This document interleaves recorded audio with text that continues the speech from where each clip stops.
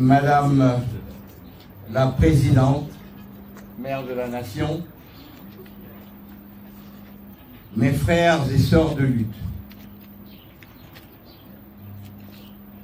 heureux, très heureux de terminer en apothéose cette convention qui nous a turlupiné la tête depuis quelque temps.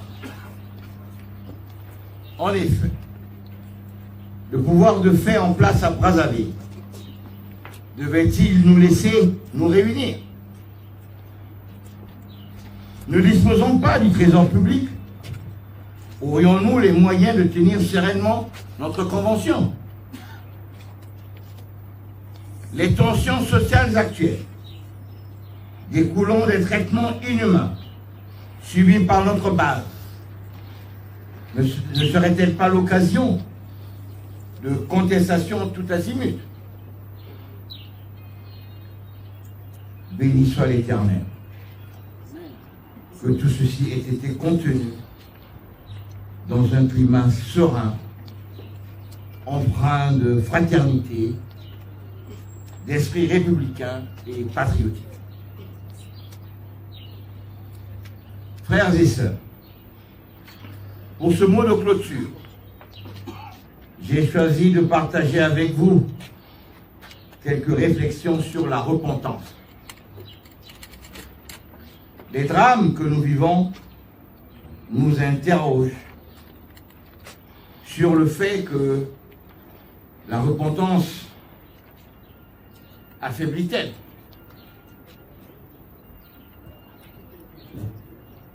Il nous faut trouver une repentance qui, sans tomber dans le piège, permette de vivre la miséricorde et de construire un véritable esprit d'une relation fraternelle. Une juste repentance, selon une philosophie de la liberté et une juste christologie, nous rendent plus forts. L'Évangile nous démontre que demander parfois pardon fait partie de l'autorité du chef.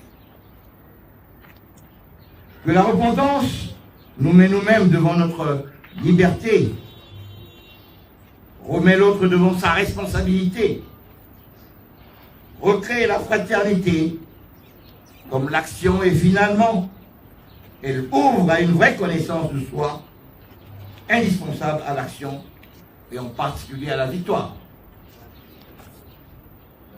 Posons-nous d'abord le principe. Dans la repentance, il s'agit que je reconnaisse mes fautes et celles de ma communauté afin de retrouver la liberté et mieux cerner la responsabilité d'autrui. Il ne s'agit pas, surtout pas, de déresponsabiliser l'autre. Le pardon est un acte de Dieu. David, le grand roi, le vainqueur, qui a battu Goliath et les Philistins, aimait demander pardon. Le cas où, lorsque David a ressenti son peuple comme un cadeau de Dieu, il demandait pardon et l'ange exterminateur a cessé d'exterminer son peuple. Et du coup, David a sauvé son peuple. L'idée que pour être fort, il faille surtout ne pas regretter ses actes est païenne.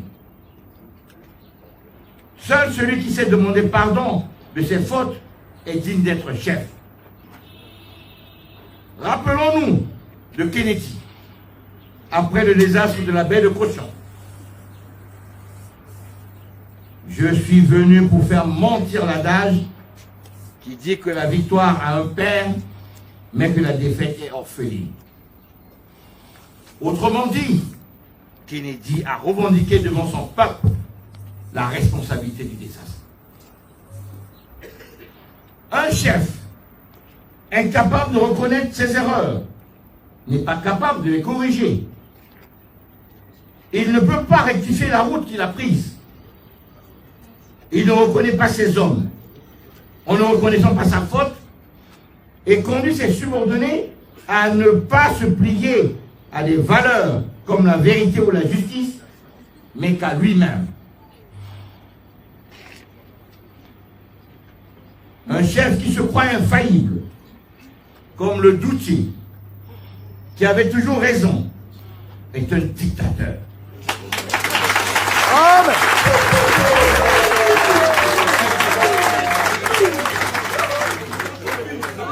Un tyran. Il blâme ses subordonnés pour ses erreurs. Staline a dévasté la Russie. Il a aussi fait mourir des millions de ses propres camarades bolcheviques parce qu'il ne voulait pas reconnaître sa propre responsabilité. La repentance du chef, quand elle est juste, ne dispense pas ses subordonnés de leur propre examen de conscience. En particulier en démocratie. Michel Rocard disait qu'en démocratie, je n'ai pas le droit de dire que les chefs sont nuls.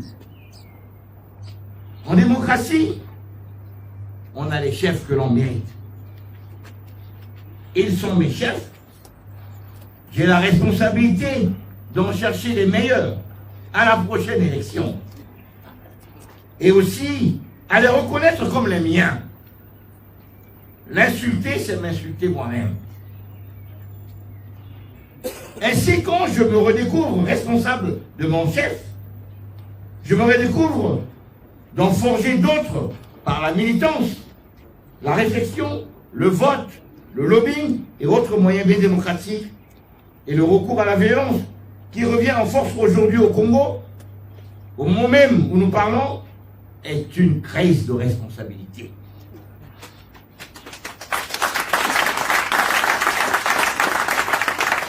Dirigeants et dirigés ne sont plus responsables des uns et des autres.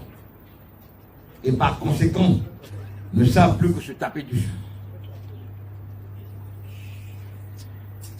La repentance libère des déterminismes. Antoine de Saint-Exupéry, dans son combat contre le nazisme, écrit « Je comprends le sens de l'humilité. Elle est le principe même de l'action. Si on a l'intention de m'en absoudre, j'excuse mes malheurs par la trahison. Je me soumets donc à la trahison. Mais si je prends ma faute en charge, je revendique mon pouvoir d'homme. » Il refuse ainsi de nommer un autre responsable que lui-même. Au lieu de vitupérer sans cesse contre ses ennemis, il nous faut donc regarder en quoi notre responsabilité d'opposant consiste à construire ici et maintenant une société congolaise libre et prospère. L'avenir du Congo ne se joue pas ailleurs, mais ici, au Congo et maintenant. Quand nous aurons appris tous à redécouvrir une logique d'intégration sociale avec une laïcité positive, nous serions plus forts. Et pour cela, il nous faut mener un examen de conscience de nos échecs. La repentance évite de commettre sans cesse les mêmes erreurs. Le pardon permet au passé de devenir passé.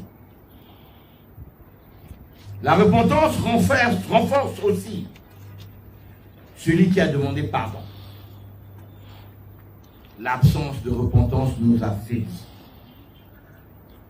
Demander pardon à l'autre, cela lui permet à lui aussi de demander pardon à son tour.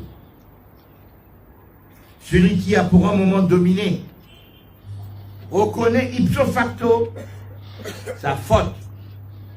Et ipso facto, celui qui a été impressionné par son agresseur est renvoyé à sa conscience.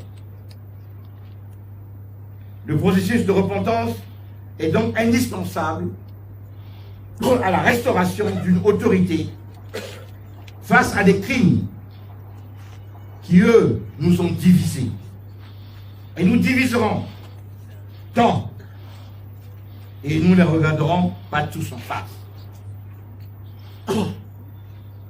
Notre société sera bien plus forte quand elle aura reconstruit cette fraternité. L'orgueil a fait tomber plus d'un empire qui se croyait invulnérable. La repentance rend plus fort et demander pardon est un acte divin. Je vous remercie.